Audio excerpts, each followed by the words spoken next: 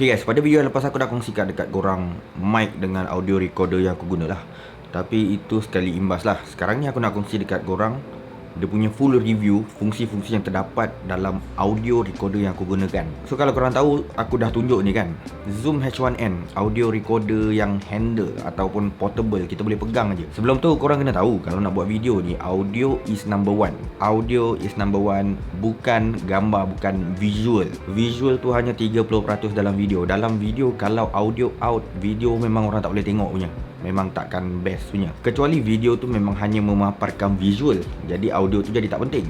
Ni kalau nak audio dengan video sekali jalan, audio kena utamakan dulu. So ini dia Zoom H1N. Korang boleh tengok dekat Shopee. Aku tunjuk dekat video ni, harga dia lebih kurang 400 punya range. Ada 410, ada 420, bergantung kepada supplier, bergantung kepada seller, bergantung juga dengan additional punya add-on yang korang nak letak, seperti memory card nak berapa besar, ataupun nak letak mount shoe ke apa, aksesori. Bergantung kepada aksesori yang korang nak tambah tu lah.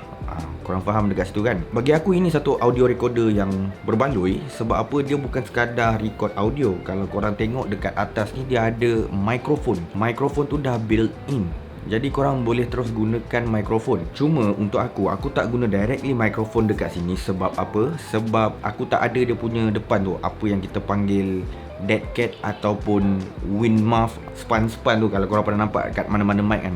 Benda tu aku lupa nak beli, dan kebetulan aku ada mic lain, mic shotgun yang lain, iaitu Rode VNP Plus. Jadi mic tu dah lengkap, aku just tinggal pasang lah. Jadi aku tak perlulah mic yang dah ada built in dalam H1N ni. Tapi apa-apa pun dia punya audio tu boleh tahan guys. Aku dah test sendiri, memang best gila. Ataupun nanti aku cubalah buat testing, aku cuba bercakap menggunakan mic H1N tu directly. Korang dengar dia punya audio macam mana, very crispy, cukup lemak, cukup apa semua, memang cukup lah, memang puas hati. Jadi sekarang ni korang boleh tengok dekat H1N ni, depan dia ada button record, lepas tu ada beberapa button bawah screen tu, lepas tu ada bahagian pause, play, dan yang paling penting ada screen. Screen tu yang korang mudah untuk monitor audio. Monitor audio ni nampak macam biasa je kan, macam tak penting. Percayalah, nanti kalau dah banyak video korang buat, korang sangat-sangat pentingkan visual untuk audio, sebab korang nak monitor gain level korang. Depan tu dia ada banyak function. Seperti audio tu, kalau korang tekan, dia boleh tukar sample rate. Untuk sample rate ni senang cakap macam resolusi lah. Kalau kita dekat visual, kita boleh tukar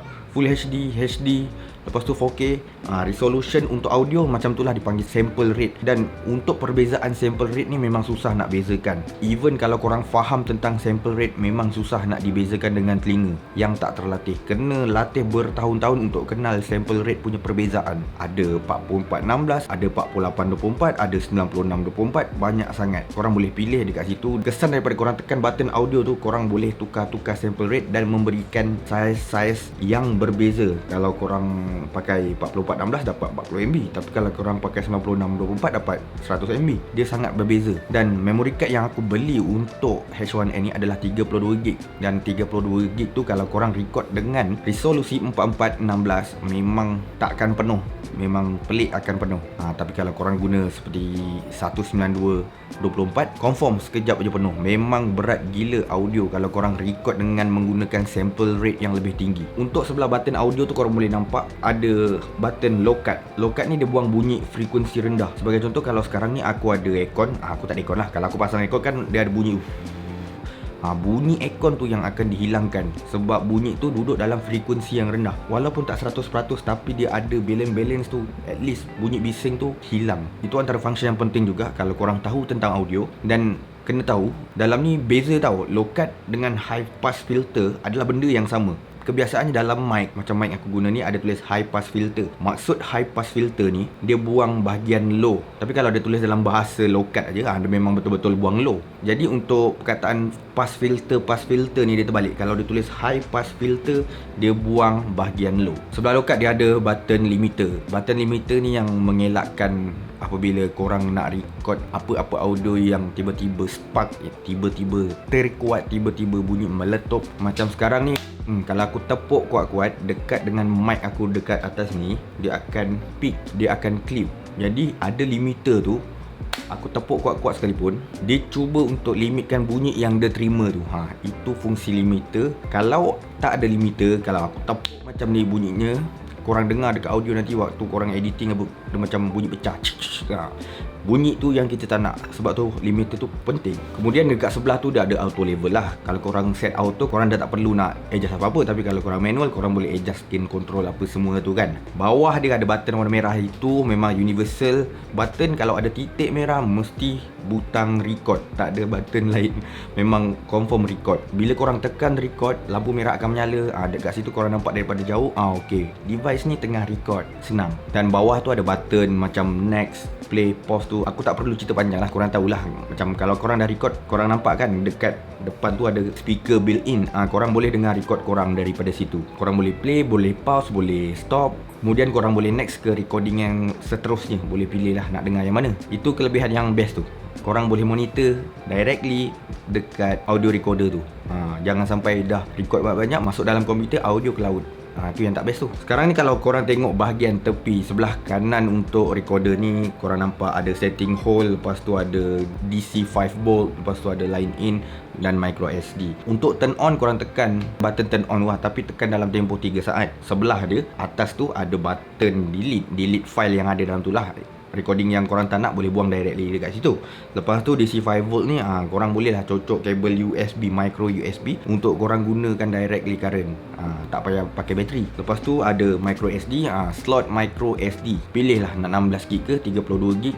Better pakai 32GB je. Sebab 32GB punya SD pun dah murah sekarang ni. Lepas tu ada line ini. Line ini adalah satu lubang, satu input untuk letak apa-apa mikrofon. Dan pastikan mikrofon yang korang nak letak tu mempunyai kabel yang dinamakan TRS. TRS tu satu kabel yang ada dua line. Korang tengok nanti aku tunjuk ni. Jadi untuk kabel TRS tu pastikan dua-dua belah TRS. Sebelah TRS, sebelah lagi TRS. Sebelah untuk cocok dekat apa-apa mic, dan sebelah lagi untuk masukkan dalam line in input H1N ni. Boleh faham tak? Simple. Line in tempat untuk korang sambungkan mikrofon. Kenapa aku cerita tentang mikrofon lagi? Sedangkan mikrofon dah ada kat sini. Guys, kalau korang nak pakai clip mic ataupun lavalier mic, nak masuk dalam baju, kan ada satu kemudahan, ada satu option dekat situ. Mana dah tahu kan, kalau korang rasa pegang gini menyemak, pegang recorder besar-besar tidak kan, masa macam video tak cantik, pakai clip mic, langsung tak nampak apa-apa. Kemudian sebelah kiri ada button volume dengan line out ataupun monitor. Fungsi monitor ni korang boleh letak apa-apa earphone ataupun headphone untuk korang dengar dekat telinga korang. Sebagai contoh, korang tengah nak record orang kan, macam ni kan, okay? Ada satu kabel tu line out, korang boleh letak dekat telinga korang untuk pastikan yang subjek korang tu tengah bercakap dalam keadaan audio yang betul. Jarak dia dengan mic memang tepat. Ataupun korang nak suruh dia cakap lebih kuat sikit, senang monitor dekat situ. Ataupun korang boleh detect bunyi-bunyi noise. Memang dalam keadaan live gitu korang tak perasan kan, tapi pakai monitor korang akan perasan. Tiba-tiba korang record tu belakang bunyi cengkerik kuat sangat. Korang dah tahu ada bunyi cengkerik, bolehlah pindah tempat lain yang lebih senyap, yang lebih kurang dia punya noise. Senang kan, ada monitor. Lepas tu bawah line out tu ada button volume lah. Button volume ni korang guna kalau nak monitor kuat tu kan. Korang dah pakai headphone, korang nak slowkan sikit, korang nak kuatkan sikit. Ataupun kalau korang tak gunakan line out tu, tak gunakan monitor, korang boleh dengar directly daripada built-in speaker H1N ni. Boleh slowkan, boleh kuatkan. Simple. Cuma kalau pakai monitor agak tidak terganggu lah bunyi tu. Takkan tengah record korang nak dengar melalui built-in speaker. Memang pelik. Untuk power yang diperlukan pula, macam tadi aku dah tunjuk, sebelah kanan korang boleh cocok micro USB untuk dapatkan power directly tanpa menggunakan bateri. Belakang tu kalau aku tunjuk dekat korang buka, korang boleh masukkan apa-apa bateri yang bersaiz 3A. Dan bateri tu aku boleh cakap kau pakai bateri biasa-biasa lah, yang macam everyday ke apa ke kan, memang boleh tahan lama lah. Banyak record dia boleh ambil. Aku rasa berjam-jam. Kalau aku Energizer letak dekat belakang tu, aku rasa dah 2 minggu pakai. Bateri tak habis lagi. Agak tahan lama. Sebab audio ni kalau record dia tak banyak makan bateri. Itu yang korang kena faham. Itu saja aku nak cerita tentang Zoom H1N Handy Recorder. Lagi sekali aku kena ingatkan dekat korang, kalau nak buat video, pastikan audio tu, kalau korang ada modal labur audio, labur lebih sikit duit tu dekat audio. Jangan beli kamera dulu. Kalau korang tengok ni kan, sebagai contoh, korang tengok ni, korang record, korang gunakan handphone, lepas tu korang pakai mic RM10. Kalau korang ada duit lebih, korang labuh pada mic tu dulu.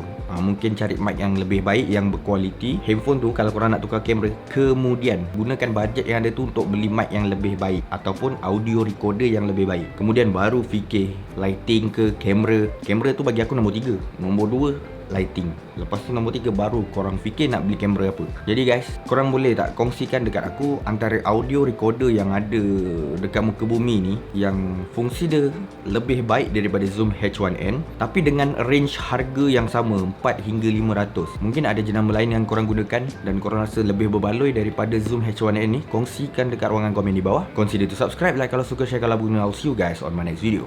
Bye.